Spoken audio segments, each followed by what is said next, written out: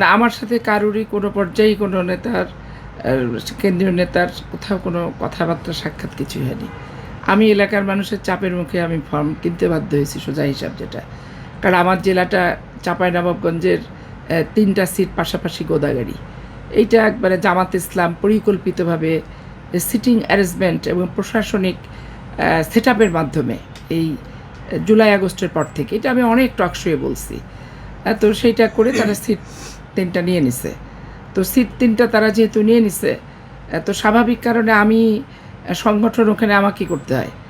সংগঠন করি ওখানে আমি ছোটোবেলা থেকেই, মানে বিশ্ববিদ্যালয়ের ছাত্র জীবন থেকেই আমি ওখানে যে সংগঠন করি, নেতাদের ডাকে যেতাম।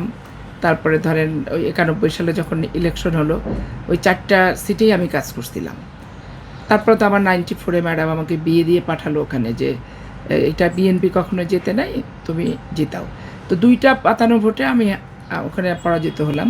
2008 সালের একটা পাতানো ভোট, আর 2026 সালে জামাত ইসলাম সাথে ওইটা একটা পাতানো ভোট, ইউনূস সরকারের চুক্তিমাফিক হয়েছে এইটা। আর 18 সালের কথা যদি বলেন, 2008 সালের পাতানো ভোটের পর এখানে আওয়ামী লীগের যে ক্যান্ডিডেট ছিল এমপি, সে প্রচণ্ড অত্যাচারিত, দুশ্চরিত্র, এবং কোনোদিন পার্লামেন্টে তাকে একটা কথা বলতে আপনারা শুনবেন না, এবার প্রচণ্ড মানুষকে অত্যাচার করত। এই অত্যাচারের হাত থেকে বাঁচার জন্য মানে সর্বস্তরের মানুষ নৌকার ব্যাচ পড়ে যে ধানের শীষে ভোট দিছে, শুধু বাঁচার ম্যান্ডেট হিসেবে, ঠিক আছে? তো সেইটা 18 সালে বিশেষ করে মাহমুদুর রহমান সাহেব একবার রাতের ভোট করে অজ্ঞান হয়ে যায়। রাতের ভোট সারা বাংলাদেশে হয়েছে, ওখানেও আওয়ামী লীগের 28,000 ভোট কাটছে। কিন্তু ওইখানে যে এসপি সাহেব ছিলেন, মুজাহিদি সাহেব, প্রচণ্ড অনেস্ট এবং একটা স্বচ্ছ মানুষ। তো স্বাভাবিক সে বলছে যে আমার হাত দিয়ে আমি ভোট কাটতে পারবো না, আপনারা পারলে সেন্টারে ভোট চেনায় নেন, কিন্তু আমি কাটতে পারবো না। তখন ডিজিডিএফআই, এনএসআই, ডিএসবিকে দিয়ে 28,000 ভোট কাটছিল। কাটার পর একটা এসপি যখন অপারগতা প্রকাশ করে, তখন ডিজিডিএফআই, এনএসআই আর কত ভোট কাটবে, কেটে ওগুলো 153টা সেন্টারে 200, 300, 400 এইভাবে করে করে ওই প্রিজাইডিং অফিসারদেরকে দিয়ে দিছিল। কিন্তু ওই আওয়ামী লীগের হাত থেকে বাঁচার জন্য সর্বস্তরের জনতার যে আকুতিটা ছিল, সেই আকুতিটা ওই 28,000 ভোট কাটাতে তার সংখ্যাটা একটু বাড়ছে 88,000, কিন্তু জিতার জন্য নির্বাচনের যে ভোট দরকার ছিল ত্রিপার্টি প্রতিযোগিতায়, সেটা হয় নাই। তো এখন স্বাভাবিক কারণে দেখেন এই ঈদের পরে সবাই সবার মতো দৌড়াচ্ছে, ছুটছে, আর আমাকে কিন্তু চাঁপাইনবাবগঞ্জে পড়ে থাকা লাগছে।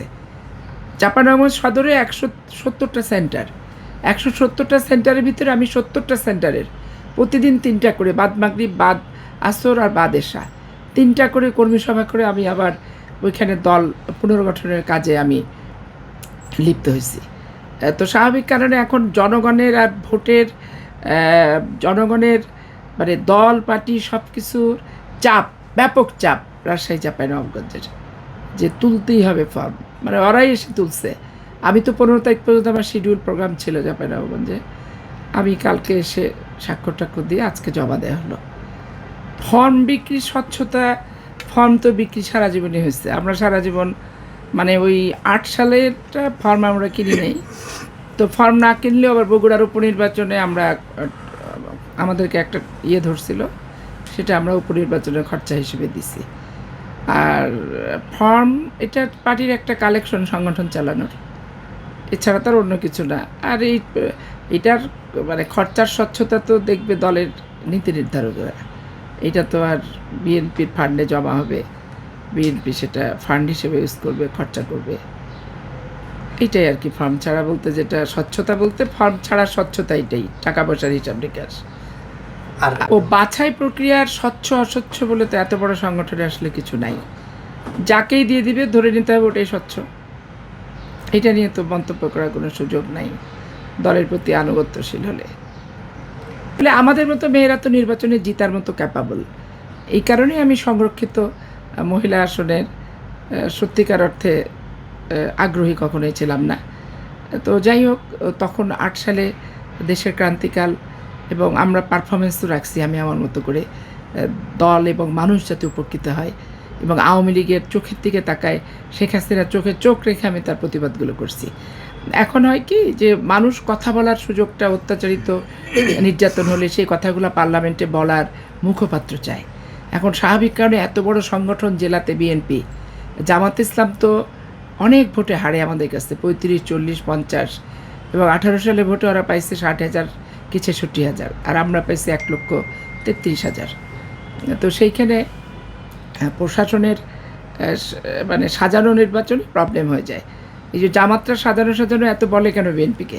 তারা নিজেরাই যেহেতু ইউনুস গভর্নমেন্টের সাথে পাতানো সাজানো করে এই সিটগুলো পেয়েছে, স্বাভাবিক কারণে যে যেটা করে সেটাই বলে, এই জন্য বলে আর কি তারা।